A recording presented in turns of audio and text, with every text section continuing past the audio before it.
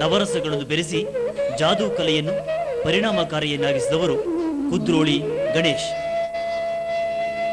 ಜಾದೂ ಪ್ರದರ್ಶನಕ್ಕೆ ಜಾನಪದ ಮತ್ತು ರಂಗಭೂಮಿಯ ಅಂಶಗಳನ್ನು ಸೇರಿಸಿ ಹಿಂದೆಂದೂ ಕಂಡಿರದ ನವರಸಪೂರ್ಣ ಜಾದೂ ಪ್ರದರ್ಶನವನ್ನು ನೀಡುತ್ತಾರೆ ಕುದ್ರೋಳಿ. ಆದ್ದರಿಂದ ಇವರ ಕಾರ್ಯಕ್ರಮ ಅದು ಜಾದೂ, ಜಾನಪದ, ರಂಗಭೂಮಿ, ಸಂಗೀತಗಳ ಸಮ್ಮಿಲನ. ಇವರ ಕ್ರಿಯಾಶೀಲ ಸೃಜನಶೀಲ ಮನೋ ಇಂಗಿತವನ್ನು ಅರಿತ ಡಾಕ್ಟರ್ ದಾಮೋದರ ಶೆಟ್ಟಿ ಕುದ್ರೋಳಿ ಅವರ ತಂಡಕ್ಕೆ ವಿಸ್ಮಯ ಎಂಬ ಅದ್ಭುತ ಹೆಸರನ್ನಿಟ್ಟಿದ್ದಾರೆ. ವಿಸ್ಮಯಕ್ಕೆ ಈಗ ದಶಮಾನದ ಸಂಭ್ರಮ. 25 ಜನರ ವಿಸ್ಮಯ ತಂಡ ರಾಜ್ಯದ ಮೂಲೆ ಮೂಲೆಯನ್ನು ಸಂಚರಿಸಿ 980 ಪ್ರದರ್ಶನಗಳನ್ನು ನೀಡಿದೆ.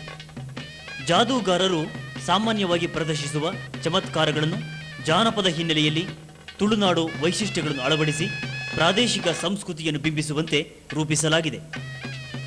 ದಕ್ಷಿಣ ಕನ್ನಡದ ವೈಶಿಷ್ಟ್ಯಗಳಾದ ಭೂತಕೋಲ, ಯಕ್ಷಗಾನದ ಹಲವು ಅಂಶಗಳು ಕುದ್ರೋಳಿಯವರ ಜಾದೂ ಪ್ರದರ್ಶನದಲ್ಲಿ ಸ್ಥಾನ ಪಡೆದಿವೆ. ಹೀಗಾಗಿ ಮನರಂಜನೆಯೊಂದಿಗೆ ಸಾಮಾಜಿಕ ಸಂದೇಶವೂ ಕೂಡ ಪ್ರದರ್ಶನಗಳಲ್ಲಿ ವ್ಯಕ್ತವಾಗುತ್ತದೆ.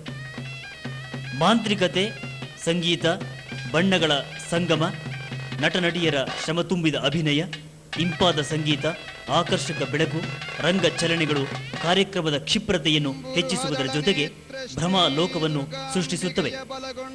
ನವರಸಪೂರ್ಣ, ಅದ್ಭುತ, ಹಾಸ್ಯಮಯ, ವಿನೂತನ ಜಾದು ವಿಶಿಷ್ಟ ಅನುಭೂತಿಗಳನ್ನು ನೀಡುತ್ತದೆ. ಈ ಅದ್ಭುತಗಳ ಸೃಷ್ಟಿಕರ್ತ ಕುದ್ರೋಳಿ ಗಣೇಶ್.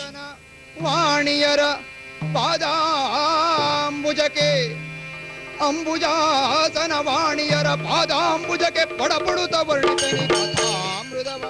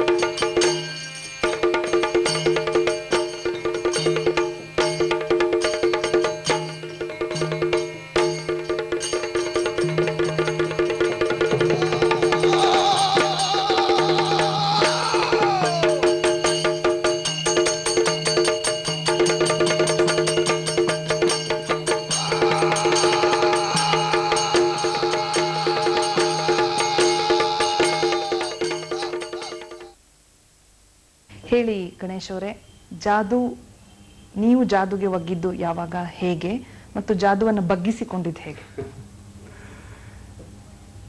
ಜಾದುವಿನ ಆರಂಭ ನನ್ನ ಹೈಸ್ಕೂಲ್ ದಿನಗಳಲ್ಲಿ ಆಗಿತ್ತು. ಹೈಸ್ಕೂಲಲ್ಲಿದ್ದಾಗ ನನ್ನ ಶಾಲೆಯ ಲೈಬ್ರರಿಯಲ್ಲಿ ಉದಯ ಜಾದೂಗಾರರವರು ಬರೆದಿದ್ದಂಥ ಒಂದು ಪುಸ್ತಕ ಓದಿದ್ದೆ ನಾನು, ಜಾದೂ ಕಲೀರಿ ಅಂತ. ನೋಡಿ ಬಹಳ ಖುಷಿ ಆಯ್ತು ನನಗೆ. ಒಂದು 4-5 ಜಾದುಗಳನ್ನು ಕಲಿತು ನನ್ನ ಕ್ಲಾಸ್ಮೇಟ್ಸ್ಗಳಿಗೆ ನಾನು ಅದನ್ನು ತೋರಿಸಿದೆ. ಬಹಳ ಖುಷಿಪಟ್ಟರು. ಜಾದು ಬಹುಶಃ ಅಲ್ಲೇ ನಿಂತು ಹೋಗಿತ್ತು ನನಗೆ. ಅದೇನೋ 1 ತಿಂಗಳಿದ್ದು ಒಂದು ಕ್ಷಣಿಕ ಒಂದು ಆಸೆ ಅಷ್ಟೇ.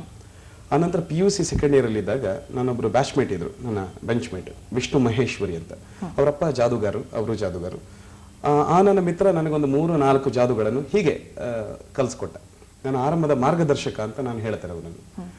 ಸೊ ಅವನಿಂದ ಈ ಮಾರ್ಗದರ್ಶನ ಪಡ್ಕೊಂಡು ನಾನು ಹೆಚ್ಚೆಚ್ಚು ಪುಸ್ತಕ ಓದಿದೆ. ನನ್ನ ಜಾದುವನ್ನು ನನಗೆ ಅತ್ಯಂತ ಹೆಚ್ಚು ಕಲಿಸ್ಕೊಟ್ಟಂತ ಮಾಧ್ಯಮ ಪುಸ್ತಕ.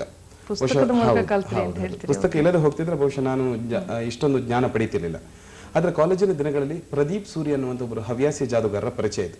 ಅವರು ಮಂಗಳೂರಲ್ಲಿ ಒಂದು ಬ್ಯಾಂಕ್ನ ಉದ್ಯೋಗಿಯಾಗಿದ್ದಾರೆ. ಅವರು ನನಗೆ ಸುಮಾರು ನನ್ನ ಉತ್ಸಾಹವನ್ನು ನೋಡಿಕೊಂಡು ಸುಮಾರು 60 ಜಾದುಗಳನ್ನು ಕಲಿಸ್ಕೊಟ್ರು. ಮತ್ತು ಆ 60 ಜಾದುಗಳಿಗೆ ಬೇಕಾಗಿರುವಂತಹ ಸಾಮಗ್ರಿಗಳನ್ನ ನಾನು ಕೊಟ್ಬಿಟ್ರು. ಅದು ಬಹಳ ದೊಡ್ಡ ಒಂದು ನನಗೊಂದು ಸಿಕ್ಕಿದಂತ ಬಹಳ ದೊಡ್ಡ ಒಂದು ಕೊಡುಗೆ.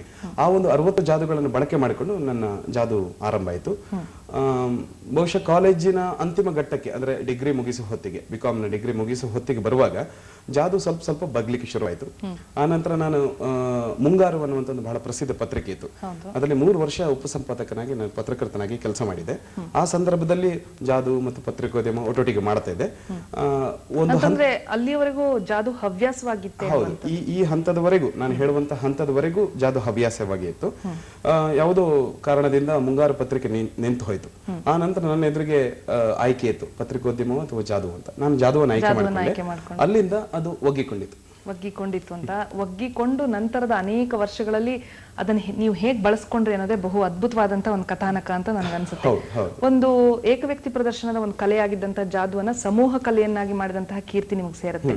ಅದ್ರ ಜೊತೆ ಒಂದು ಪ್ರಾದೇಶಿಕ ಅಥವಾ ಒಂದು ಸ್ಥಳೀಯ ಸಾಂಸ್ಕೃತಿಕ ಹಿನ್ನೆಲೆಯನ್ನ ಬಳಸ್ಕೊಳ್ತಾ ಒಂದು ವಿಸ್ಮಯದಂತಹ ತಂಡವನ್ನ ಕಟ್ಟಿ ಬೆಳಗಿಸಿದಂತಹ ಒಂದು ಕೀರ್ತಿ ಕೂಡ ತಮಗೆ ಸೇರುತ್ತೆ ಅಂತ.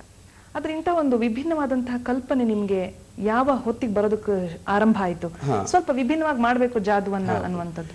ನೋಡಿ, ಈ ಯಾವುದೇ ವಿಷಯವನ್ನು ವಿಭಿನ್ನವಾಗಿ ಮಾಡ್ಬೇಕನ್ನುವಂತ ಕಲ್ಪನೆ ಬಹುಶಃ ನನ್ನನ್ನು ನೋಡ್ಕೊಂಡಾಗ ತುಂಬಾ ಹಿಂದಿಂದಲೂ ಇತ್ತು ಅಂತ ಅನಿಸುತ್ತೆ. ಅಂದ್ರೆ ಇದು ಜಾದುವಿಗೆ ಸಂಬಂಧಪಟ್ಟಾಗ ಹಾಗೆಲ್ಲ.